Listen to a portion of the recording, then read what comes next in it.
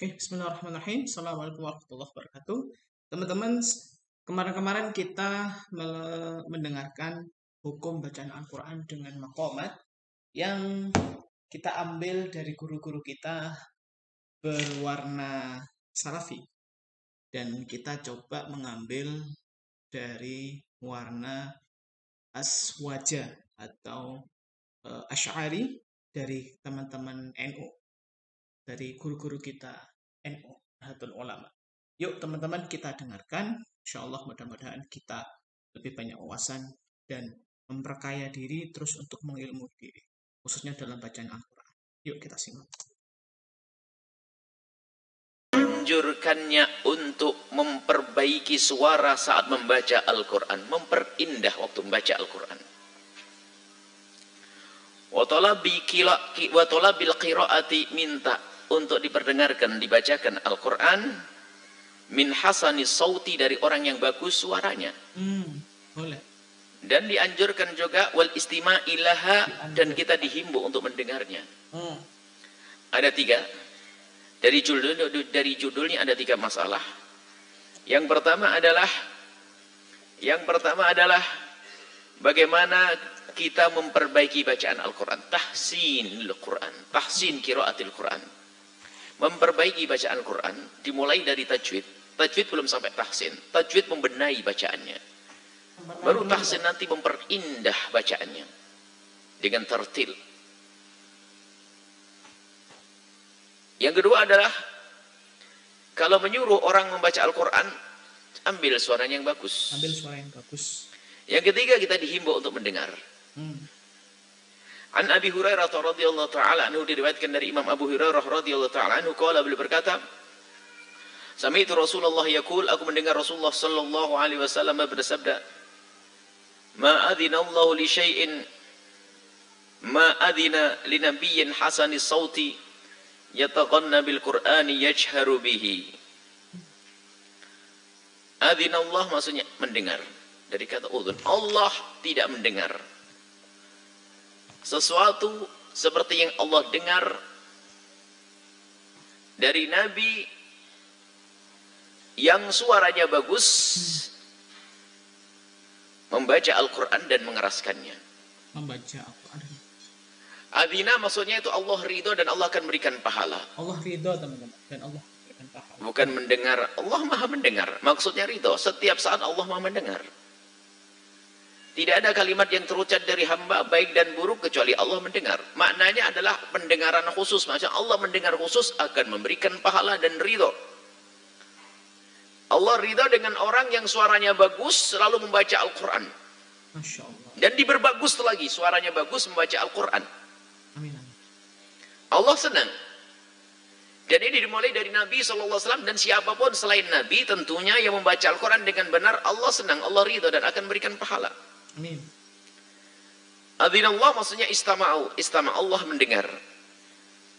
Wa isyara ila ridha wal qabul, maknanya adalah Allah ridha dan menerima. Artinya kalau baca Al-Quran, ya jangan hanya sekedar membaca, selagi bisa dengan suara yang bagus, suara yang bagus.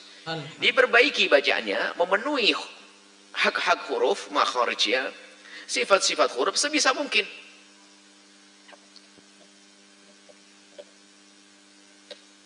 Dan dalam hal ini, para ulama para ustaz terus berusaha untuk mempermudah bagaimana membaca Al-Quran dengan metode-metode yang dihadirkan, agar semua dari kita bisa membaca Al-Quran dengan benar, sampai nanti tingkat terakhirnya adalah tingkat sampai nanti mulai mengenal huruf, sampai mengenal makhrajnya huruf, kemudian satu mengenal hukum-hukum dalam bacaan atau yang sering disebut dengan ilmu tajwid, sampai nanti tahsin.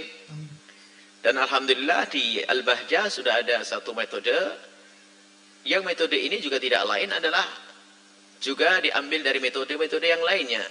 Akan tapi ada penambahan dan pengurangan, artinya untuk lebih simpel dan lebih sempurna. Maka ada satu metode namanya metode tashili. Sangat masyhur, Anda boleh mengambil metode apa saja, ada metode qiraati, ada metode umi, ada metode apa, macam-macam. Alhamdulillah banyak metode, artinya banyak orang yang berusaha untuk menjadikan Al-Quran itu mudah dibaca oleh hamba-hamba Allah. Dan Al-Bahjah ada satu metode namanya tashili, atau kitabnya ada tashili ya. Kemarin sudah kita tunjukkan ada kitab tashili, ada kecil-kecil jilid, 5 jilid tashili. Di situ ada sampai tahsinnya, tahsin untuk memperbaiki bagaimana baca Al-Quran yang indah, yang bagus. Wa Nabi Musa al-Ash'ari, dari Abi Musa al-Ash'ari. Jadi Abi Musa al-Ash'ari, beliau itu hidup di satu kampung, kampungnya itu semuanya suara bagus. Tidak tahu kalau di Jawa, mungkin di Tasik sana ya. Orang Tasik suaranya bagus-bagus, katanya begitu. Saya ketemu beberapa orang dari mana? Dari Tasik, bagus lagi. Suaranya dari Tasik, bagus lagi. Dari Blitar, wah Buya Yahya tuh jelek suaranya. Nah, ada satu kaum. Jadi keluarga dari atau satu kampung perkampungan dari perkampungan Abu Musa al-Ash'ari itu suaranya bagus-bagus. Anna Rasulullah sallallahu alaihi wasallam qala lahu, berkata kepada Abu Musa al-Ash'ari, laqad utita mizmaron min mazamiri ali Daud. Menyanjung, engkau telah diberi suara merdu seperti serulingnya Daud. Seruling Nabi Daud, suara, maksudnya engkau telah diberi suara yang sangat merdu. Wahai Abu Musa al-Ash'ari, engkau telah diberi suara yang sangat indah. Wa fi riwayatin Muslim, dalam riwayat Imam Muslim, anna Rasulullah sallallahu alaihi wasallam, Rasulullah berkata lahu, kepada Abu Musa al-Ash'ari, la ra'aitani wa ana astami'u li qira'atikal barihata. Kalau seandainya kamu tahu bagaimana aku mendengar bacaanmu tadi malam, niscaya kamu bakal senang ya Abu Musa. Kenapa? Nabi bergembira. Waktu Nabi mendengar suaranya Abu Musa al-Ash'ari, Nabi girang, Nabi senang, suaranya indah, merdu, dinikmati. Bahkan Abu Musa dalam riwayat lain menyebutkan, lau a'lamu, kalau seandainya aku tahu, annaka tasma'uhu, kalau engkau mendengar ya Rasulullah, la habbartuhu laka tahbiran, niscaya akan aku tambah indahnya lagi untukmu ya Rasulullah. Yani, waktu itu bacanya nggak tahu kalau Rasulullah dengar, itu pun sudah indah. Lalu berkata Abu Musa al-Ash'ari, kalau seandainya aku tahu engkau mendengar ya Rasulullah, niscaya akan aku perindah lagi bacaan tersebut. Nah, ini adalah di kalangan, pada zaman Nabi pun memperindah bacaan dibahas, dan Nabi senang, dinikmati oleh Nabi Shallallahu Alaihi Wasallam. Akan tapi bacaan indah itu ada batas dong, ada rambu-rambunya, dan rambu-rambunya adalah ilmu yang selama ini, waktu itu belum ada ilmu tajwid begitu, nggak ada. Ilmu tahsin nggak ada. Seperti halnya ilmu nahwu dan sharaf juga tidak ada. Ulama-ulama yang datang setelah itu mengembalikan kepada bacaan pada zaman Nabi, bacaan yang benar seperti apa, lalu keluar hukum-hukum seperti itu. Maka kalau kita ingin tahu bacaan yang benar pada zaman Nabi itu bagaimana, bacaan Al-Quran yang benar, ya kembalilah kepada ilmu yang telah dikukuhkan oleh para ulama, yaitu ilmu tajwid.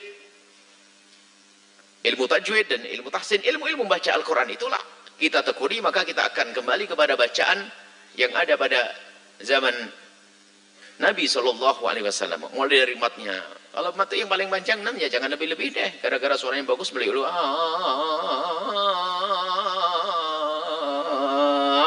wah muter kemana itu?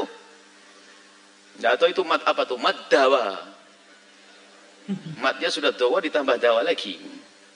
Ada, jadi patuhlah dengan bacaan itu. Kalau makanya bacaan yang paling tepat adalah tartil, yang selama ini disebut dengan waratil Quran tartila, adalah memenuhi hak-hak huruf dan juga matnya sesuai dengan itu. Tapi kalau masuk lomba paduan suara, lomba apa namanya, demonstrasi suara, wah ini meliuk-liuk kemana-mana, tidak tahu itu. Anda tidak usah ikut yang demikian, baca dengan tartil yang indah. Ya teman-teman ya, itu ulasan dari Ustadz Buya Yahya, Insya Allah ini kita dapat mengambil pelajaran. Beliau spesifik ke tartil ya, bahwa untuk memperindah sampai matnya jelas, gunahnya jelas, kemudian hak-hak hurufnya jelas, itu bagus teman-teman. Karena dulu nggak ada ilmu tajwid waktu zaman Rasulullah, dan nggak ada ilmu tahsin gitu ya, nggak ada ilmu tartil, nggak ada metode-metode umum. Tapi ya dulu makanya dianjurkan gitu tuh. Jadi nanti kita coba cari-cari lagi yang lain. Terima kasih. Assalamualaikum warahmatullahi wabarakatuh.